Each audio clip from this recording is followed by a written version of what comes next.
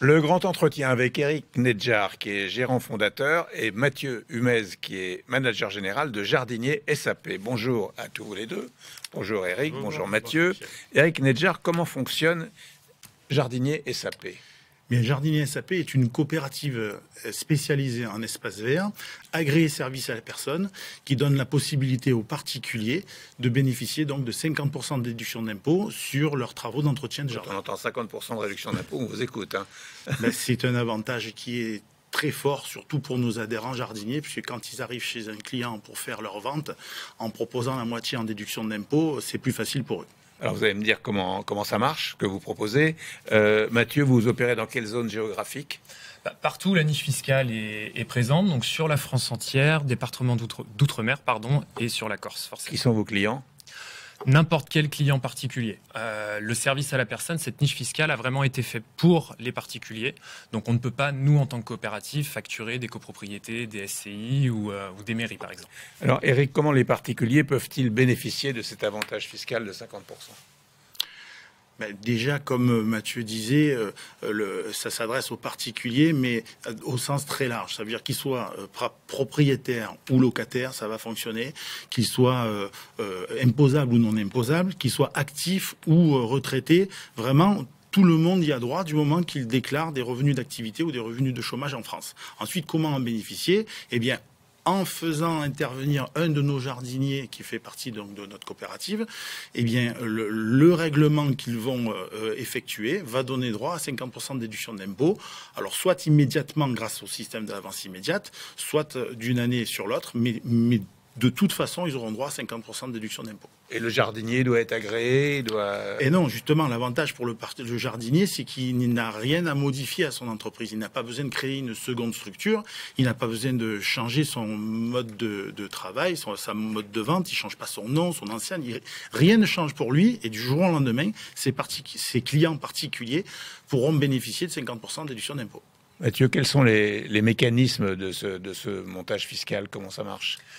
Ça marche bien dans le sens où quand un jardinier professionnel intervient chez un client, à partir de là, on s'occupe, nous, la coopérative, de la facturation. Donc, le jardinier fait une intervention chez le client, la facture passe par chez nous et nous, on accompagne ensuite le client pour réussir à récupérer son crédit d'impôt. Donc ça va passer par un accompagnement administratif, mais ça passe aussi en amont avec une assurance pour le client de trouver un jardinier professionnel assuré, déclaré, un vrai pro en fait, ouais. Définitivement. Alors j'imagine que ça crée une fidélisation et que comment ça vous arrivez à avoir de plus en plus de clients, parce que quand on entend ce que vous nous racontez, et si on est concerné par le sujet, c'est très attrayant, quoi. Alors, sans donner des chiffres précis, on a une augmentation vraiment régulière et soutenue de notre quantité de clients et d'adhérents.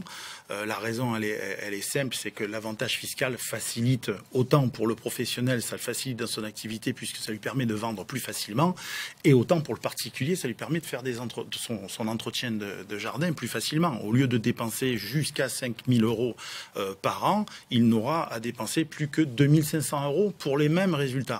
Donc ça satisfait les particuliers, les professionnels, et donc ça contribue largement à la fidélisation. Comment vous faites connaître ce système qui n'est pas très connu encore ?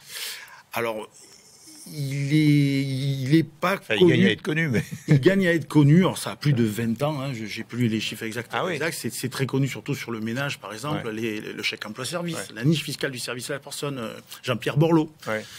C'est toute cette niche-là. Et concernant les espaces verts, ça a toujours été mis en place, mais étrangement, c'est moins connu. Mais de la même manière, les particuliers utilisent ces services pour bénéficier de la déduction d'impôt dans le cadre de l'entretien de la maison. Ils y ont droit aussi pour le ménage, et quel que soit leur niveau de revenu. Donc, grâce au système de Jardinier SAP et de la niche fiscale des services à la personne, ça permet à tout un chacun d'entretenir son jardin sans gros efforts financiers.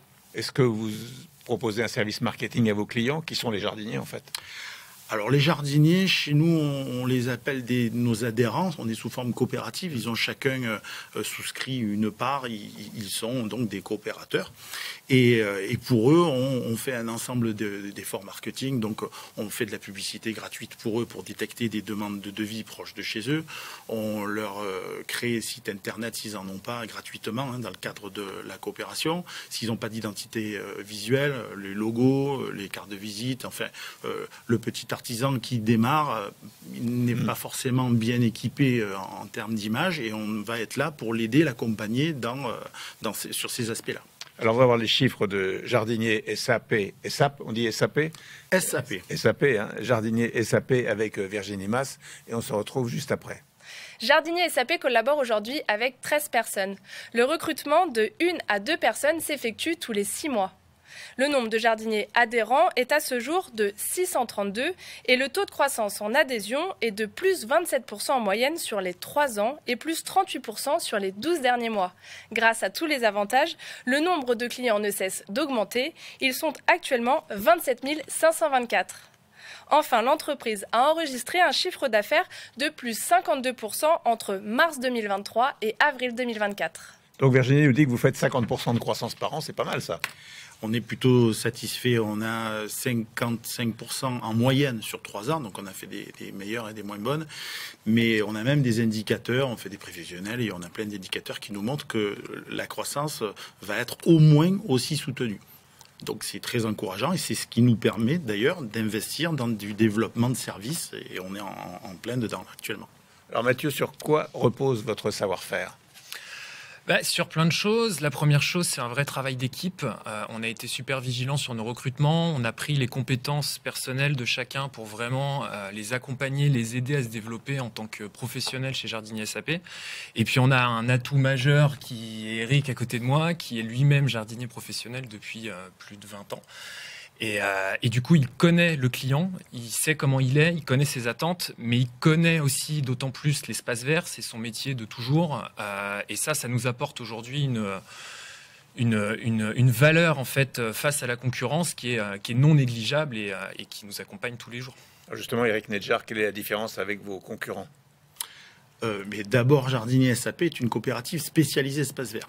C'est important de le noter parce que dans notre marché des coopératives agréées services à la personne, la plupart sont multiservices. Et le multiservice est souvent mal noté, mal perçu. Tout un chacun, on préfère travailler avec des professionnels, avec des spécialistes. Et c'est de cette façon qu'on se présente face à notre marché de l'espace vert. On propose ce qu'on sait faire, l'espace vert. Comment distribuez-vous les bénéfices dans une coopérative ? La gestion d'une coopérative, elle est collégiale, hein, elle se partage entre les associés, donc ils sont conviés aux assemblées générales. Les décisions sont votées à main levée. Chaque adhérent a le même pouvoir de vote. C'est ce qui fait la force du système, c'est qu'on partage les décisions, elles sont faites de façon collégiale. Ce n'est pas le détenteur du capital qui a plus de pouvoir qu'un autre, c'est l'inverse, c'est chaque personne, chaque adhérent membre a autant de valeur qu'un autre. Mathieu, quel est l'impact de cette redistribution ? Un vrai cadeau. Elle a lieu en fin d'année et systématiquement, c'est un vrai plus pour nos adhérents. Ça a un peu la saveur et le goût du travail accompli sur une année. Ils se sentent franchement valorisés. Donc, c'est quelque chose qu'on veut vraiment maintenir et qu'on s'efforce à garder et à continuer de développer, tout en gardant à l'esprit qu'il ne va pas falloir freiner non plus la croissance de la coopérative. Donc, c'est un juste milieu entre continuer de faire plaisir, et c'est normal, ils le méritent, et continuer de développer la coopérative pour que ça aille le mieux possible. Alors l'application mobile pour les jardiniers, c'est quelque chose qui existe ?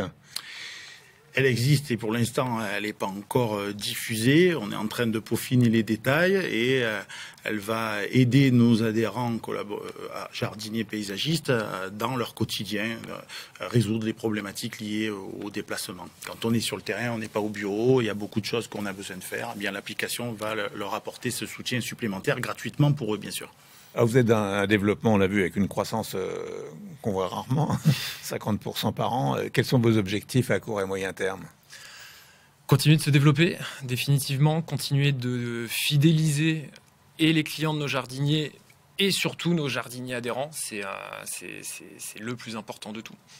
Et vous développez le plus loin possible. Vous avez une zone délimitée ou vous n'avez pas de limite sur le territoire français? Comme Mathieu disait, la France et les départements d'outre-mer, partout où l'indice fiscal des services à la personne est applicable. Donc on est déjà présent sur tous les territoires.